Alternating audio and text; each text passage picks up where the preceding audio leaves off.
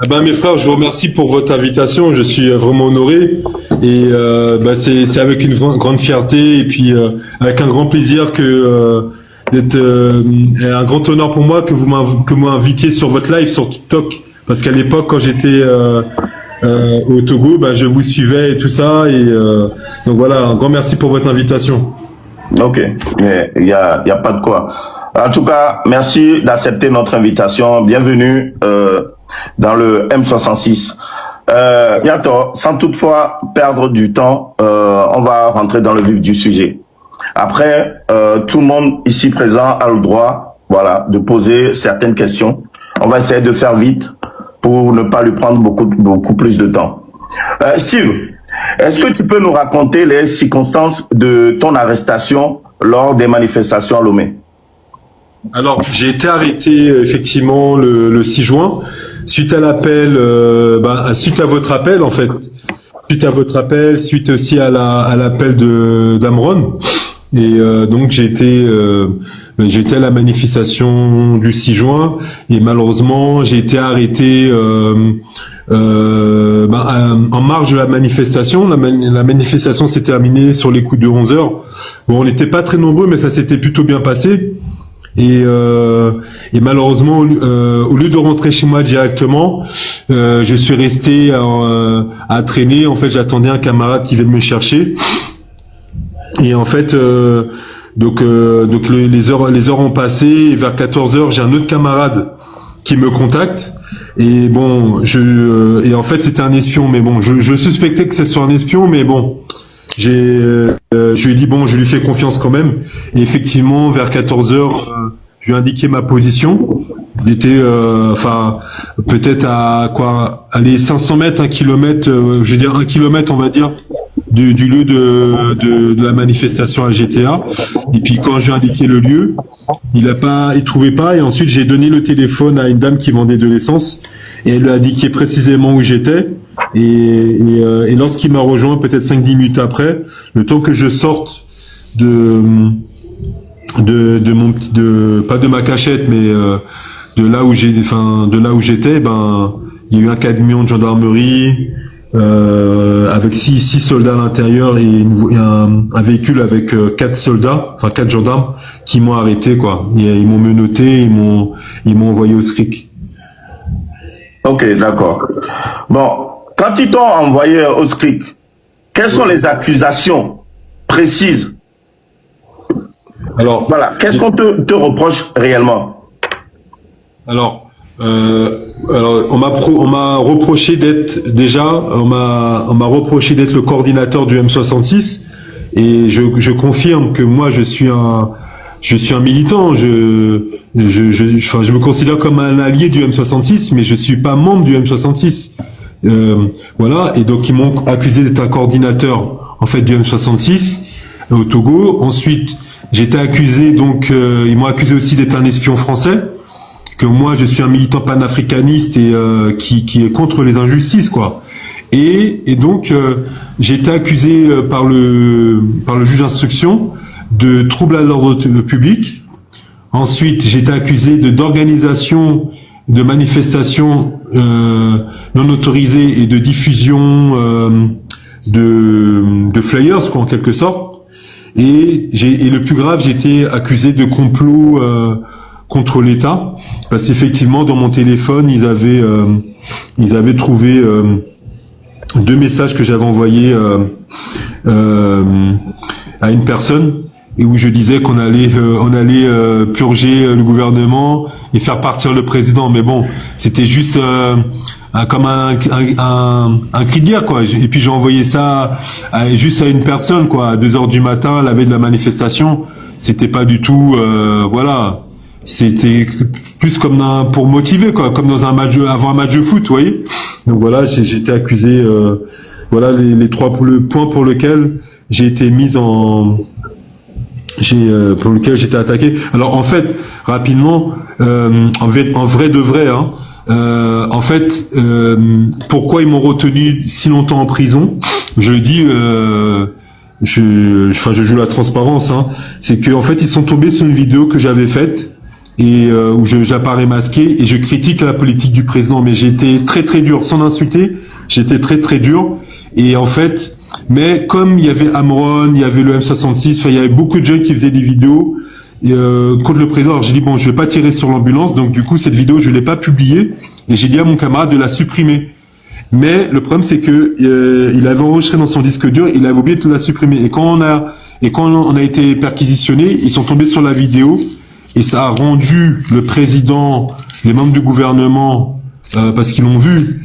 Je pense, enfin c'est les informations que j'ai eues, ils l'ont vu ainsi que les conseils, ils étaient furax et du coup ils voulaient que je fasse au moins 5 à 10 ans de prison quoi. Et voilà et donc. Comment s'est déroulée ton audition? En fait très très mal parce que le soir de mon arrestation, je suis convoqué dans le bureau du lieutenant. En face de lui, il y avait le commandant du SCRIC et un adjudant-chef. Et donc moi, j'arrive avec mes principes français où je dis voilà, je souhaite avoir un jugement digne et faire appel à un avocat. Et c'est là que le lieutenant me dit mais vous n'avez pas le droit, vous n'aurez pas droit à un avocat ici et que voilà on est au Togo donc comment dire j'avais pas qu'à me mêler des affaires du Togo donc je serai jugé comme eux ils l'auront souhaité et ce qui se passe c'est que très vite quand j'arrive au bureau je vois des cordelettes à terre donc du coup je me suis dit que j'allais avouer puisque bon j'avais fait rien de fait grave selon moi. Donc à ce moment-là, j'ai décidé d'avouer. Et quand j'ai avoué qu'effectivement j'avais participé à la manifestation, je pense que le commandant, il était un peu déçu parce qu'il voulait me torturer. Et donc ce qui s'est passé, c'est que il a commencé à s'énerver et il a trouvé un prétexte au niveau de mon passeport parce qu'il y avait une erreur dans mon prénom. Et j'ai dit non, mais moi il dit oui, j'ai fait un faux visa, qui ceci, qui cela, j'ai fait un faux visa. Je dis mais commandant, c'est pas un faux visa, c'est vos collègues qui sont trompés. Mais moi, j'ai pas fait de faux visa. Comment voulez-vous que je fasse un faux visa? Et il s'approche vers moi et il me met un coup de poing. Wow. Et là, tout de suite, ah ouais, là, il met un coup de poing. Et là, je me lève, j'ai en face de lui, je dis, mais pourquoi vous me frappez? Parce que bon, moi, je suis un... Tu te rappelles de son nom? Tu te rappelles de son nom? Non, franchement, j'avoue quand même pour sa sécurité, je vais pas le révéler. En plus, je suis pas sûr de son nom. Je crois savoir, mais je suis pas sûr. Ouais, donc, je peux pas malheureusement. Ok, vas-y, continue. Et donc, je me lève près de lui et je lui dis, mais pourquoi vous me frappez? Pourquoi vous me donnez un coup de poing? Je vous ai rien fait. Vous avez eu le coup de poing à quel niveau, s'il vous plaît? Au niveau du visage, un gros coup de poing, hein. Pendant 2 semaines, je sentais un peu une dent qui bougeait. Et, j'avais une douleur à une dent. Et, j'ai dit, mais je vous ai rien fait, vous n'avez pas me frapper. Et j'avoue, j'allais lui remettre son coup de poing. Parce que moi, je tolère pas qu'on me fasse n'importe quoi. Et donc, c'est à ce moment-là, le lieutenant m'appelle, dit, Rouillard, asseyez-vous, retournez à votre place. Et il appelle un gardien, ils m'ont menotté. Et à ce moment-là, le commandant commence à m'insulter. Oui, espèce de saligo, tu te mêles de ce qui te regarde pas. Le Togo, c'est le Togo. L'Afrique, c'est l'Afrique. Et comme il était très énervé, à un moment, le lieutenant, l'a fait sortir, quoi. Donc il est sorti et avant de sortir, d'ailleurs, j'en souviendrai toute ma vie. Il dit ah, tu as de la chance que tu n'es pas dans mon centre. Hein. Si tu étais dans mon centre, on t'aurait torturé. On t'aurait frappé, on t'aurait torturé jusqu'à, je sais pas s'il m'a dit jusqu'à la mort ou quoi, mais bref, franchement, j'avoue là à ce moment-là j'avais peur. Mais heureusement ils l'ont fait sortir et après je me suis retrouvé seul avec le lieutenant et l'adjudant et après ça allait. Mais moi, en tout cas, c'est vrai que j'avais promis de ne pas parler par rapport à mon dossier. Mais c'est vrai que je n'aime pas les injustices. Et c'est vrai qu'au SCRIC, j'étais confronté à un nombre invraisemblable de contenus qui se sont fait torturer. Et j'ai vu même des jeunes filles se faire torturer, quoi. Franchement, c'est un scandale. C'est vraiment un scandale. Voilà. Mais Steve, est-ce que tu peux nous dire plus en détail comment ils torturaient les gens? Dis-nous en détail vraiment tous les trucs qui t'ont choqué pendant ta détention, s'il te plaît. Alors, déjà, il y a une chose qui m'énervait avec eux, c'est qu'ils torturent les gens avant de faire une enquête ou avant de faire une enquête et d'avoir des preuves. Et donc, ce qui fait que souvent, ils torturaient des innocents, quoi. Bon, ça arrivait qu'ils torturaient des bandits. Donc à ce moment-là, bon, j'étais un peu embêté pour eux, mais à la limite, ça passons. Mais souvent, le pire, ils torturaient des innocents. Et donc, qu'est-ce qu'ils font? Ils vous mettent assis par terre. Ils allongent et ils vous font allonger vos jambes et ils vous mettent une chaise au-dessus de vos jambes pour que vous puissiez pas bouger. Ils vous menottent les bras. Ils vous menottent les bras et il y en a un et ils vous mettent les bras derrière derrière le dos. Et ils vous menottent derrière le dos et vous avez un agent qui vous tient les menottes à terre, quoi, avec son pied, qui tient les menottes, qui appuie sur vos menottes avec son pied, et pendant ce temps-là, il vous fouette le dos avec des cordes là, des cordelettes là de la marine, et il y a un autre gardien, il fouette sous les pieds. Ça fait mal, il fouette sous les pieds, et des fois il fouette même avec un bout en fer, parce que au bout des cordelettes il y avait un genre de, comment dire, un genre de crochet en fer, quoi, d'anneau en fer, un genre d'anneau en fer pour maintenir la cordelette. Et De des l'aluminium. fois, Oui. comment? C'est de l'aluminium au bout de la corde. Je connais ça bien. Ah, ok, ouais, et il frappe en dessous des pieds avec. Et en même temps, il y en a un qui vous frappe le dos avec une cordelette, et il y en a un autre pendant ce temps-là qui vous met des coups de poing, des gifles, il vous tape sur la tête pour avouer. Et ils font ça, ils peuvent faire ça pendant une demi-heure, 20 minutes. C'est ouais. Et donc moi j'étais scandalisé, quoi. J'étais scandalisé. Et donc voilà, je sais pas si j'ai répondre à votre question, mais attends, ils faisaient ça devant toi? Comment? C'était dans la même cellule ou comment ça se passait? Non, à ce moment-là, ils font ça, en fait, si vous voulez, au SRIC, il y a vous avez les cellules qui sont au rez-de-chaussée, et à l'étage, vous avez les bureaux des officiers. Donc, quand vous êtes interrogé, ils vous font monter au premier étage, et ils vous torturent dans leur bureau, quoi. Ah ouais, ils vous frappent et tout, c'est horrible.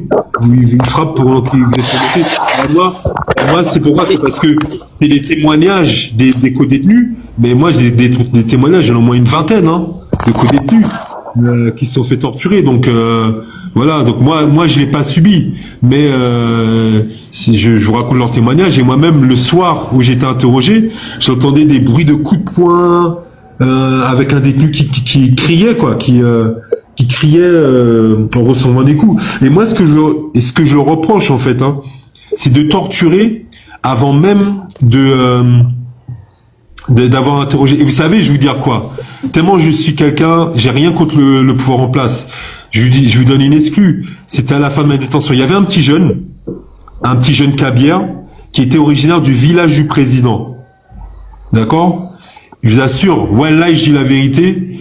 Et ce jeune-là, d'ailleurs, quand il a été libéré, il a parlé beaucoup de moi à sa famille. C'est peut-être à cause de ça aussi que j'ai été libéré. Ce jeune-là, je sais pas, c'était un dimanche, et ils l'ont torturé. Ils l'ont torturé. Bon, parce qu'en fait, il avait volé un téléphone. Ils l'ont torturé.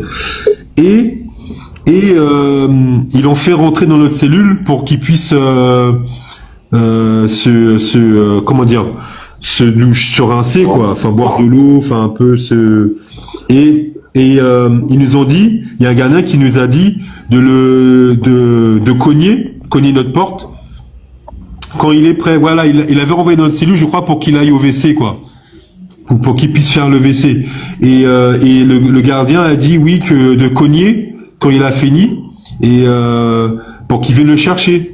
Et moi, ce que j'ai fait, mes co-détenus voulaient, je dis à mes co-détenus, non, vous cognez pas, vous laissez l'enfant, c'est un jeune de 20 ans, vous laissez l'enfant vous connaissez pas quoi. Vous laissez l'enfant, on laisse l'enfant dans la cellule quoi. Ouais. Et du coup, heureusement, ils l'ont oublié et il est resté dans la cellule. Mais en plus, c'était des tortures gratuites quoi. Des tortures gratuites. Et moi, ce qui m'a marqué, c'est en plus, c'était un jeune originaire du village du président. Franchement, c'est des gens sans cœur, sans foi ni loi. Et je vous assure, il y a des gars costauds qui ont torturé des jeunes filles, 2 jeunes filles de 19 ans, 18 ans, torturées. Et ils avaient torturé leur dos, quoi, avec les cordelettes. Ah non, franchement, voilà. Ok, Steve, dis-nous réellement, quel a été le déroulement de la procédure? 4 jours après mon arrestation, le jour de mon arrestation. Ton arrestation, ça a été musclé? Ils t'ont trimballé? Qu'est-ce qu'ils t'ont fait? Ah, c'était musclé, ils m'ont jeté à terre, ils m'ont menotté, ils ont serré mes menottes, j'avais super mal, j'ai cru que j'allais perdre ma main. Donc, comment dirais-je excuse-moi, répète-moi la question, s'il te plaît, excuse-moi. Oui, le déroulement de la procédure judiciaire. Oui, le jour de mon arrestation, donc le 6 juin, j'ai été présenté au procureur de la République et ensuite j'ai été présenté devant le juge d'instruction. Et alors, j'avoue, j'ai un doute, hein, je sais plus si c'est le même jour ou peut-être 2 jours après. Mais il me semble que c'est le même jour. J'ai été présenté devant le procureur et après devant le juge d'instruction. Et à ce moment-là, devant le juge d'instruction, il y avait des avocats togolais qui sont venus. Attends, excusez-moi, j'essaie de me remémorer. Je suis désolé. Bien sûr, non, prends ton temps. J'ai été présenté en tout cas à un procureur, ça c'est sûr. J'ai été présenté au juge d'instruction. Alors je sais pas si c'est le même jour, mais peut-être 2-3 jours après, j'ai été présenté au juge d'instruction et c'est là que j'ai fait connaissance de 4 avocats togolais qui sont autodésignés pour me défendre. Et ensuite j'ai été incarcéré et plus rien. Et c'est à partir du mois de juillet que j'ai compris qu'en fait mon dossier il serait pas traité comme un dossier normal, que il serait traité directement par le président de la République, parce que je sentais bien que c'était pas une procédure normale. C'est moi-même qui suis, en fait moi je suis expert comptable, donc je connais un petit peu le droit, donc j'ai tout de suite compris que la procédure n'était pas, je faisais pas d'une procédure normale. Donc en fait moi j'ai été retenu par le président du Togo comme 90% des détenus du SCRIC en fait. Okay. On fait pas l'objet d'une procédure normale. Tout ce qui concerne djihadisme, politique et même je crois tout ce qui est sexe et tout ça, sexe et tout ça, c'est géré directement par et tout ce qui est litige dans l'entourage entre les membres ou les familles de l'entourage du président sont incarcérés au SCRIC et supervisés directement par le président du Togo. Bon, Steve, j'ai une question pour toi. Donc ça veut dire que au SCRIC, tu as vu plein de gens qui sont venus pour des motifs même de problèmes autour de la famille du président qui était là. Bien sûr, j'ai même fait connaissance du fils d'un général du temps du président Yadema. J'étais même dans la cellule alors je sais pas si c'est son cousin ou son neveu, mais ça doit être un cousin du président. J'ai partagé la cellule avec un cousin du président du Togo. Franchement, j'ai croisé au moins 2 ou 3 personnes qui étaient de l'entourage. Est-ce qu'il t'a expliqué pourquoi ils étaient là? C'était quoi le problème? Il y en a un, c'était par rapport à un problème de port d'armes. Il était un petit peu déréglé, hein. Il avait des problèmes psychiatriques, quoi. Donc, okay. Puis l'autre, c'était un problème de succession, c'est-à-dire que si vous voulez, les autres frères et sœurs accusaient le détenu d'avoir détourné l'argent, quoi. Et en fait, c'était les enfants les descendants d'un général, d'un grand général du président du Togo, enfin à l'époque des Yadema. Et en fait, voilà, c'était par rapport à un litige lié à la succession entre les enfants, quoi. Ok. Parce qu'ils étaient trop... Maintenant, dans la cellule, vous étiez combien, à peu près? Ça variait, mais en moyenne, on était entre 8 et 20. 20 détenus. Alors, j'ai fait une première cellule de juin à août, qui était la cellule 1, où en moyenne, on était entre 6 et 8. Et après, à partir de septembre, j'ai été transféré à la cellule 2, où en moyenne, on était entre 8 et ça peut monter jusqu'à 20. Hein. Je crois entre 8 et 20, je crois, hein. Voire 17. Ça variait en fonction des semaines ou en fonction des jours. Mais c'est vrai que les conditions étaient très difficiles parce que il n'y avait pas de ventilateur, il n'y avait pas de télé, on dormait à même le sol, on mangeait que 2 fois par jour, midi et soir. On n'avait que 5 minutes pour manger, des fois que 2 minutes pour manger. Les douches étaient bouchées, donc on devait vider l'eau dans les toilettes. Moi, j'ai attrapé des infections. J'ai attrapé des infections au niveau des parties génitales, entre les jambes, même dans l'anus, quoi. On a attrapé des plaies parce que on essaie de nettoyer, mais c'est pas aux normes, quoi. Si vous voulez, les cellules ne sont pas adaptées pour accueillir des gens tout simplement. Des êtres humains, quoi. Des êtres humains c'est adapté pour 48 heures, 72 heures, mais c'est pas adapté pour accueillir des personnes pour 15 mois, 13 mois, 7 mois. Steve, justement, en parlant de ça, est-ce que tu as fait connaissance d'un prisonnier politique au nom de Jean-Paul Omolo? Oui, bien sûr, il était en face de ma cellule. Et bon, il faisait en sorte soigneusement qu'on puisse pas se croiser, mais donc on se croisait le soir quand moi je dînais et lui il rentrait dans sa cellule. Et je tiens vraiment à vous dire que c'est vraiment un vrai combattant parce que il est très courageux. Ça va faire là, il attaque sa 5e année d'enfermement au SCRIC. Sa femme vient matin, midi et soir, 7 jours sur 7. Vraiment.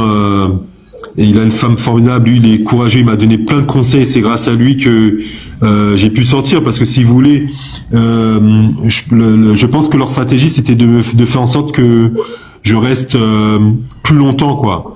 Et donc à chaque fois il me donnait des conseils pour ne pas m'énerver. Quand à un moment j'avais perdu jusqu'à 40 kilos, il m'a conseillé de manger, enfin me donner plein de conseils. C'est vraiment un homme extraordinaire. Et je lui ai dit, enfin moi en tout cas je m'étais dit que le jour où je sortirais, je ferais tout pour le faire libérer. Et ça c'est pourquoi effectivement bon j'avais signé un accord de trêve avec le président du Togo. Enfin mon père entre guillemets avait signé un accord de trêve avec le président du Togo pour que je sois libéré, mais j'avoue j'ai décidé de sortir de cette trêve tant que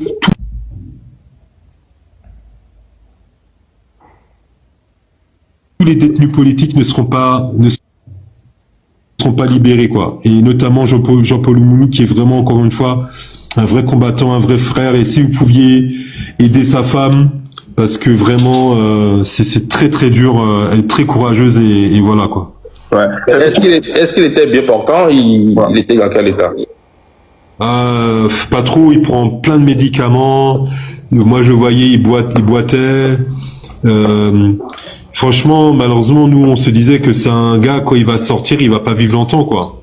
Wow. Parce que ouais, il est pas bien, quoi. Il est pas bien et je trouve que c'est totalement injuste.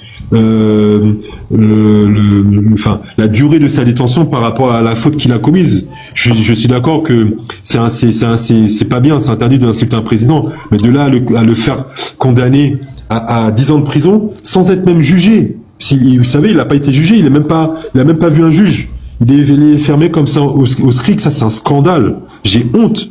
J'ai honte d'être noir, excusez-moi, hein, mes frères, mais j'ai honte d'être noir, le fait d'avoir vu ça. Moi, j'ai grandi enfant, je suis né enfant, j'ai vécu le racisme, je vais pas être trop long, mais j'ai même le pire des racismes, n'aurais jamais traité de la sorte son pire ennemi. Jamais. Et de voir un noir qui fait ça, qui fait le tour du monde, faire des discours pour défendre les afro-descendants. Voilà, donc c'est un scandale. Voilà. Mais est-ce que tu remarquais que lui, il avait un traitement un peu plus dur, ou bien tu penses que... Parce que bon, en général, est-ce que certains détenus étaient traités plus dur que d'autres? Oui, il avait un meilleur traitement que lui, parce que déjà, il avait sa femme, il avait la possibilité que sa femme lui emmène le repas tous les soirs. Il mangeait devant sa femme, il l'autorisait à manger devant sa femme le midi. Le soir, il avait la possibilité de manger dans sa cellule. Nous, on mangeait, on devait manger dans un couloir sur un banc. Et on avait à peine 5 minutes pour manger. Bon, lui, quand même, il pouvait manger. Il pouvait prendre son temps pour manger. Il pouvait rester plus longtemps. Enfin, on lui laissait plus de temps au niveau du repas. Mais je pense aussi je crois qu'il a une natte aussi dans sa cellule. Mais voilà. Mais autrement, il pouvait pas sortir comme nous. Il est enfermé comme nous. Et lui, voilà, c'est vrai qu'il a un petit traitement de faveur. Mais encore une fois, ça va faire 5 ans qu'il est là, quoi. C'est trop. Il a la barbe rasée, il a les cheveux rasés ou pas? Non, il a une grosse barbe. Il est méconnaissable. Hein, il a une grosse barbe avec beaucoup de cheveux. Il est grisonnant, cheveux grisonnants, barbe grisonnante. Ouais, mais on voit ça fait 5 ans qu'il s'est pas rasé. Presque 5 ans. Ah, ok, c'est peut-être pour ça. Hein. Il a une grosse barbe. Je me demandais comment il faisait. Il a une grosse barbe et tout. Donc voilà. Conduis ton un micro. Et Steve. Oui. Mais quand vous dites que vous l'avez vu, il est en train de boiter, ça dit, il marche avec calme, ou bien tu peux un peu décrire son image aux Togolais qui n'ont pas le choix qui n'ont pas eu la chance de le voir. Tu peux lui décrire de la tête aux pieds, comment il se comporte, comment il parle. Est-ce qu'il y a de l'espoir pour sa vie, là ou à la sortie? Tu peux nous parler un peu de ça, s'il te plaît? Non, il a beaucoup d'espoir, il est très positif, il discute avec les gardiens, il discute avec les officiers, il a toujours une touche d'humour et comment dire, oui, il boite un petit peu, quoi. Il boite un petit peu, il a un petit bide, un petit ventre, il a un peu comment dirais-je, il est un peu grassouillet, quoi. Mais non, il a pas de canne quand même. Mais il boite, ouais. On voit qu'il boite un peu. Mais voilà. Et moi, je voyais avec ces tonnes de médicaments, ça me rendait très triste, très triste. Il prend beaucoup de médicaments. Alors, je sais pas quelle maladie il a, peut-être quoi. Mais je sais qu'il prenait beaucoup de médicaments. Mais en tout cas, il reste toujours positif. Toujours, c'est ça qui, et il m'a beaucoup, encore une fois, il m'a beaucoup aidé à tenir. C'est quelqu'un de très courageux. Et vraiment, si je peux, ce que je vous demanderais, c'est de ne pas lâcher. Et si vous pouviez aider sa femme, parce que vraiment, enfin, à titre personnel, hein, je dirais, parce que vraiment, elle le mérite. Et c'est un véritable combattant. Mais je sais pas si j'ai répondu à ta question. Oui, c'est bon. Je voulais aussi, Toby, si tu me le permets, s'il te plaît. Il y a des historiens, il y a les journalistes qui sont en train de nous suivre ce soir. Je voulais revenir un peu en arrière, s'il te plaît, Steve. Quand vous avez parlé du côté de la torture des jeunes filles ce soir, je voulais revenir un peu en arrière, s'il te plaît, Steve. Quand vous avez parlé du côté de la torture des jeunes filles entre 18 ans et 19 ans. Vous savez, quand on parle de mot torture, c'est les actions qui se trouvent dans ce mot qui forme le mot torture. Je voulais savoir exactement qu'est-ce qu'ils faisaient aux filles de 18 ans et 19 ans comme torture. Qu'est-ce qu'ils font exactement envers leur corps, s'il te plaît? Je vous explique le contexte. En fait, moi, j'avoue, même moi, si c'était ma fille, hein, j'aurais donné une calotte. Enfin, j'aurais secoué, j'avoue. Pourquoi? Parce qu'en fait, c'est deux jeunes filles, deux jeunes adultes de 18 et 19 ans, des belles filles, hein, elle sortait avec deux garçons, un garçon de 27 ans, un garçon de 25 ans, qui faisait, qu'on appelle ça, qui était fétichisme, quoi, qui faisait fétichisme, c'est-à-dire ces gars-là, ils promettent qu'ils vont multiplier l'argent. et ils se font payer pour ça. Et donc, ils étaient au SRIC parce qu'ils étaient accusés d'escroquerie, quoi. Et donc, à la fin, les gars, ont été libérés et tout ça. Enfin, les gars, on savait qu'ils allaient être libérés. Enfin, on était le dimanche, hein. On savait qu'ils allaient être libérés. Et on apprend que le dimanche soir, hein, c'est le dimanche soir, on apprend que les gars, les gardiens ont torturé les filles. Mais quand je dis torturé, c'est-à-dire avec les cordelettes, ils ont fouetté le dos des filles, mais fouetté vraiment, hein. Fouetté pas, elles avaient des marques dans le dos. Pas du tout, non muté. Pour moi, c'est de la torture parce que ils ont fouetté le dos des filles, des hommes, hein, des gars costauds. C'est pas des femmes en plus, hein. Des hommes, hein, qui ont fouetté le dos des filles. Alors encore une fois, si c'est ma fille, j'aurais puni, hein. Je l'aurais secoué quand même. Mais pas de là à fouetter le dos des femmes, quoi. Et elles avaient des marques dans le dos.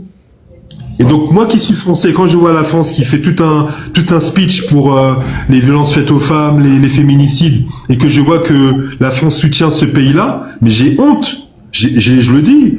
Ils ont qu'à venir m'arrêter, faire un contrôle fiscal. J'ai honte d'être français. Quand je vois ça, j'ai honte.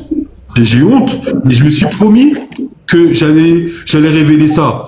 Je vous avoue que quand j'étais massif, j'ai dit non, je vais pas le dire et tout. Mais là, j'ai dit non, je dis c'est parce que je veux pas que ça recommence. Ça arrive encore.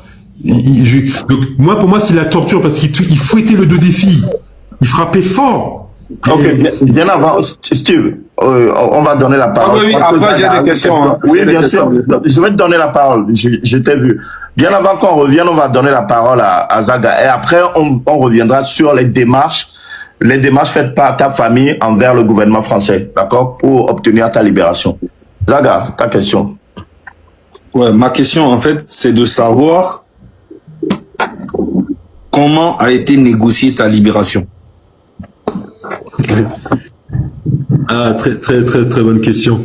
En fait, je vais pas être très long, mais je vais synthétiser.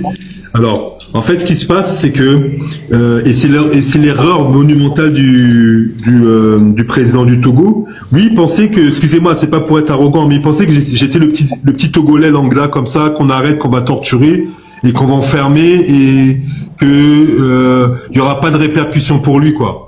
Et donc, qu'est-ce qui s'est passé, c'est que déjà, le premier à croire en ma culpabilité, c'était le ministre de la Justice. Parce que il connaît, je dis, je m'en fiche, il connaît mon cousin depuis l'âge de 8 ans. Parce qu'il était, à l'époque, il vivait en France, il était éducateur de rue et il connaissait mon cousin Germain, quoi.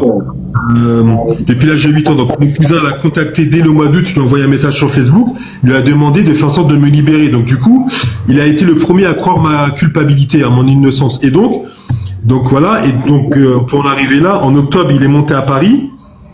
Et donc il avait pu négocier auprès du gouvernement togolais et du président ma libération. Mais en fait, en toute transparence, mais c'est pas lui, c'est pas de sa faute. C'était dans le cadre des négociations qu'il avait obtenu. Enfin, c'est l'accord qu'il avait obtenu du régime togolais. Tu parles d'Adjouroui, on est d'accord. Ouais, voilà. Il faut que tu précises. C'est le ministre de la Justice. Et donc, il a demandé à son homologue que je sois libéré en échange de votre extradition à vous, 8 membres à vous les membres du M66. Qui, par exemple, le nom, s'il te plaît? C'est-à-dire, non, je sais pas. On m'a dit, enfin moi, c'est l'information que j'ai, c'est que ça concernait 8 membres du M66. C'est sûr qu'il y avait Zanga dedans. Après les autres, je sais pas, je connais pas vos noms. Moi, c'est ce que j'ai dit à mon avocat. Moi, je vous connais pas. Moi, je suis que sur TikTok. Je suivais Zaga sur Facebook. Mais moi, je vous connais pas. Je connais pas, moi. Ouais, je sais, parce que pourquoi? C'est en prison, au mois d'août, j'ai appris qu'il y avait l'homme 66. Je sais même pas si ça existait. Bref. Et donc, mais bien évidemment, la France a refusé parce qu'on peut pas extrader un étranger qui a l'asile politique et qui n'a pas commis de délit. C'est pas possible. Donc, ça a été rejeté. Donc, il retourne au Togo. Ensuite, j'ai mes amis députés en Guadeloupe. J'ai des amis qui sont députés en Guadeloupe. Et puis avec la pression, tout ça, j'ai des amis députés qui ont mis pression sur le président Macron pour convoquer le président du Togo. Et bref, en tout cas, Macron, jusqu'à maintenant, il n'était pas, il n'était pas rentré dans le dossier, mais il est rentré dans le dossier. Et le 30 octobre, il a convoqué le président du Togo. Et donc, ce qui s'est passé, c'est que le président du Togo a demandé en échange de ma libération immédiate je sais pas si c'est un don ou la vente d'armes, donc des missiles, des armes donc il avait invoqué que c'était pour lutter contre le djihadisme et pour la sécurité intérieure. Et Macron lui a dit OK, il n'y a pas de souci. Donc il n'y a pas de souci pour la livraison des armes. Et après il a demandé aussi mon échange contre Zaga, l'artiste Zaga Bongo, c'est ça? Et le président Macron a dit c'est pas possible parce que moi je suis président de la France, certes, mais moi j'ai pas la main sur la justice et en plus de ça il n'a pas commis de délit, donc on peut pas l'extrader quoi. Et du coup le président du Togo s'est fâché, ils sont fâchés, ça s'est super mal passé et tout ça. Et au dernier moment, même le président du Togo, apparemment, il a même quitté la table, il est parti, et c'est le président du Français qui l'a rejoint, qui l'a rattrapé, et il a dit, écoutez, on garde le contact, on essaie de voir ce qu'on peut faire. Et c'est à ce moment-là que quand mon père a vu que même le président français arrive pas à faire entendre raison le président du Togo, mon père a dit, bon, bah, il va rentrer directement en négociation avec le président du Togo. Et en fait, ce qui s'est passé, c'est que donc mon père, donc mon père, en fait, ce qui se passe, c'est que le monde est petit. Il a su que Claude Issard organisait un grand événement au mois de décembre au Togo. Et donc mon père a contacté Claude Issard. Il a demandé à Claude Issard, je résume, hein, il y a d'autres personnes qui sont intervenues, mais je donne les moments clés quoi. Et Claude Issard a dit OK. Et il faut savoir que Claude Issard, en fait, mon père connaît Claude Issard depuis que je suis bébé. Je crois que j'étais même pas né. Ils sont amis, ça fait plus de 40 ans.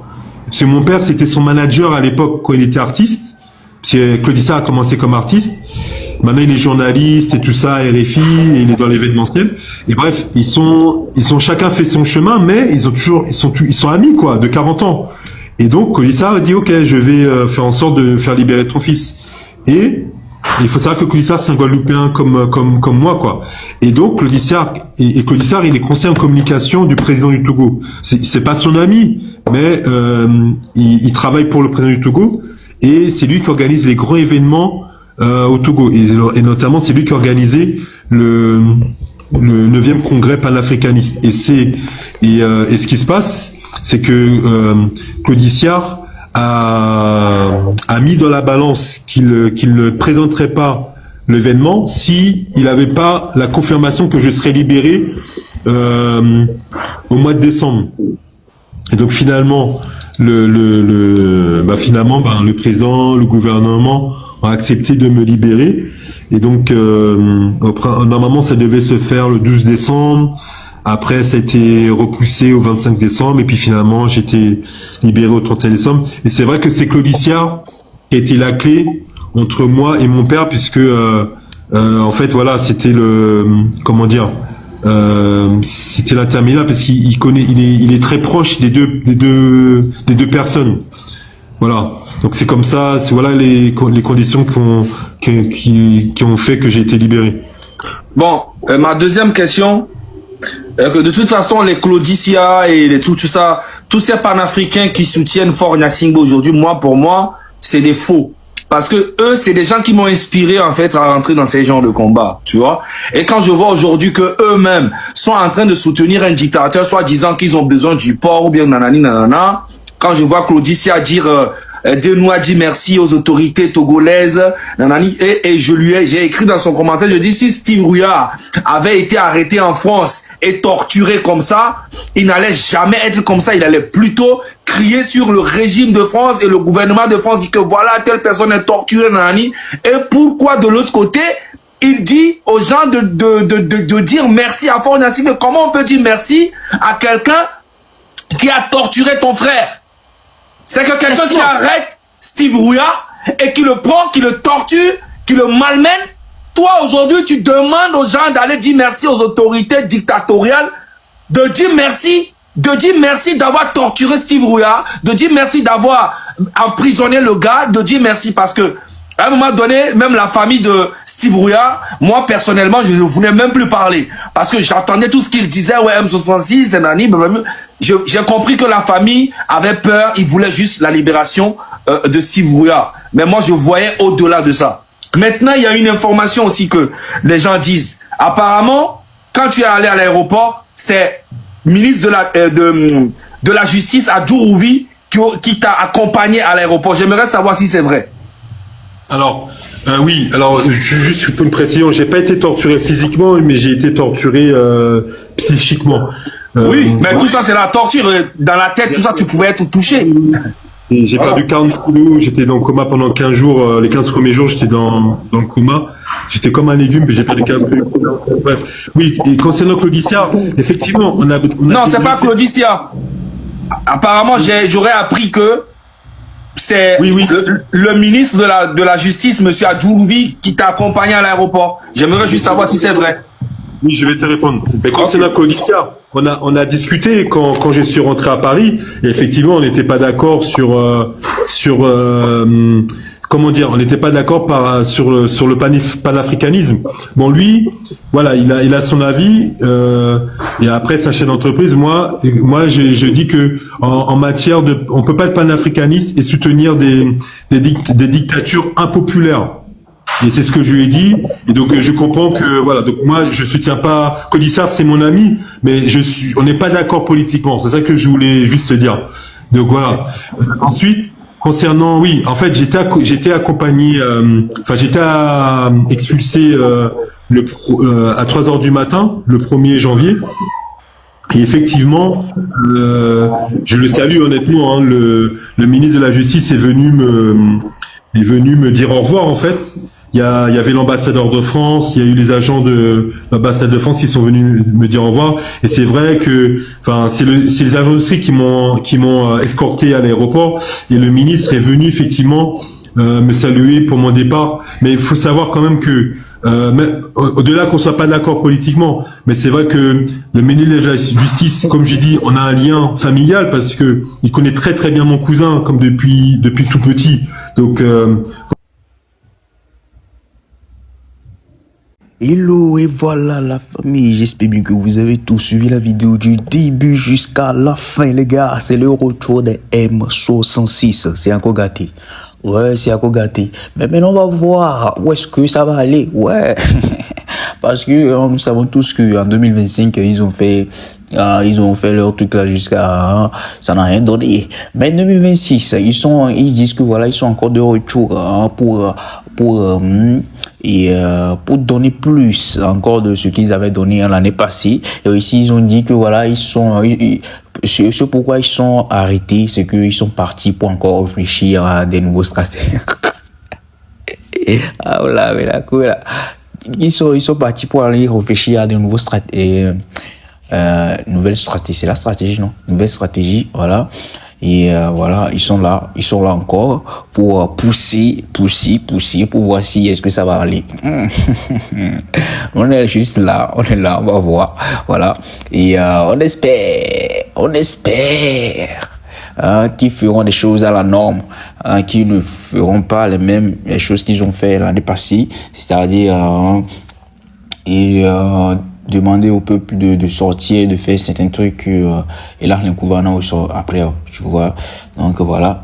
Et, je crois bien que dans tous les pays, il y a toujours des personnes qui réclament les choses, toujours, même si les choses marchent, ça ne marche pas. Il y a toujours des gens qui réclament leurs droits, leurs trucs et tout. Donc, c'est pas quelque chose de nouvelle pour nous. Donc, voilà.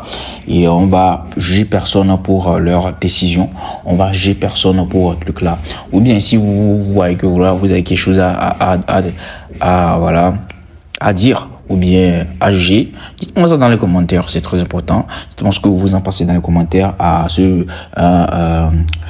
à ce nouveau retour rectangolex de M66. Dites-moi ce que vous en pensez. Est-ce que vous pensez que voilà, ça va aller loin?